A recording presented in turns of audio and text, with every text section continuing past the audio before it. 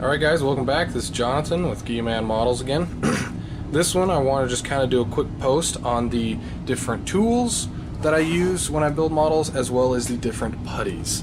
Now this, I must say, the putty works. I have learned this from the guy over at Trek Models on YouTube. Go check him out. He's the one I'm going to take most of my stuff from for the Enterprise refit that I'm going to be building here soon.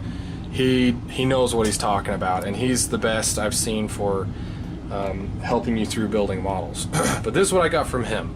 This Bondo glazing and spot putty. This stuff works very well. Now, you can get it at AutoZone, that's where I got it. This whole tube was like $6, and I've barely used any of it.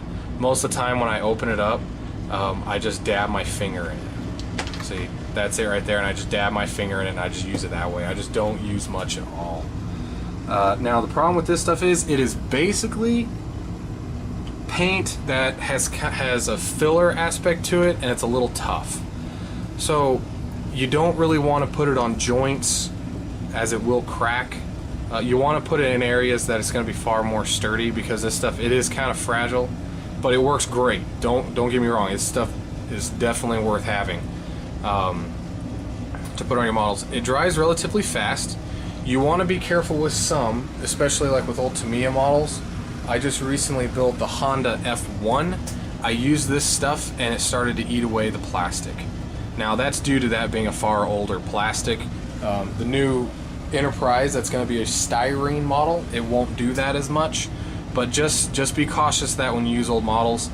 And when I use this with my old models, I just didn't touch it. I put it on and I let it dry, and once it was dry, it was just fine, no problem whatsoever. The next is this fast drying white putty.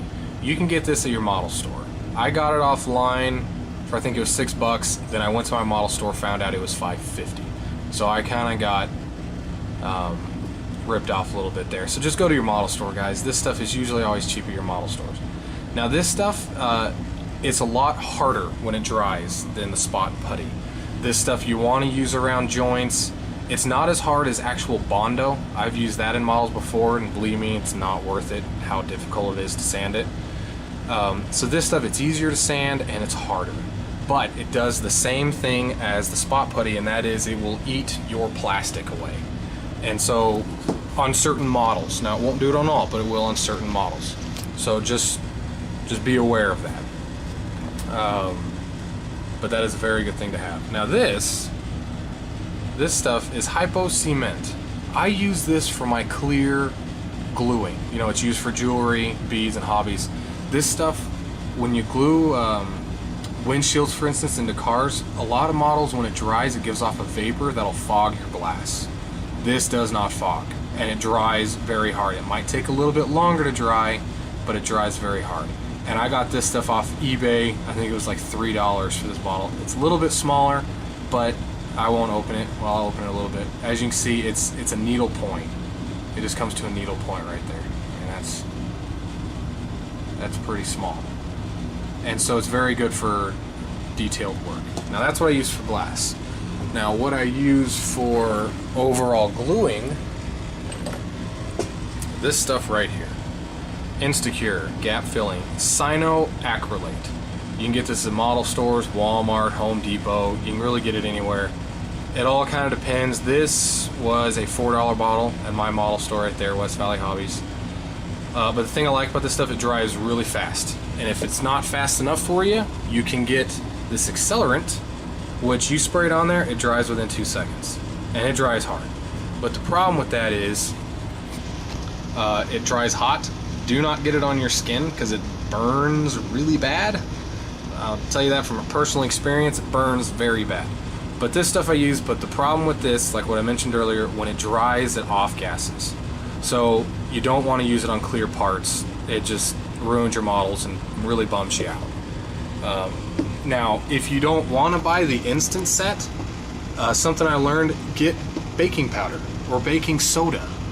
And when you dab this stuff in, just kind of do it in layers. Do a thin layer, put the baking soda, another layer of baking soda.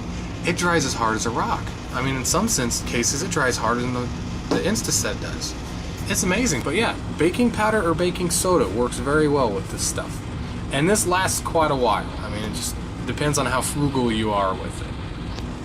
Now, as far as tools, I use a lot of these guys, just really small. I mean, you can see how small this thing is. And I actually got this in a 6-pack from Harbor Freight. That is the place to go for small tools. I got this 6-pack for $8. I mean, it was just nothing, and it came with everything I needed for electrical work, small detailed work, everything. Bending brass rods. I mean, it was just great. And then I got this little guy. It's a little universal wire stripper. I mean, it works fine. Honestly, it's slow. That's what its problem is. It's just kind of slow to get the right size. But it's great because of how small it is. And so all that right there, that's for my building models and electrifying models. This guy is also a must-have. Husky Duel screwdriver kit. You can get these at Lowe's or Home Depot. This kit is about $6 to $8, I think. And it comes with multi-sizes. That's a flathead, you pull it out, and you've got a Phillips head. I think, sorry about this, guys. There we go. Then you have a Phillips head, a flathead, and then the coolest thing is you pop the back off, and then you've got 3 more. And they're all the same thing, Phillips and flat, just different sizes. But this works great for building models. I mean, with screws, especially Tamiya models, because they use a lot of screws, this is very good to have. It just makes your life a lot easier. And so that's about it on the tools.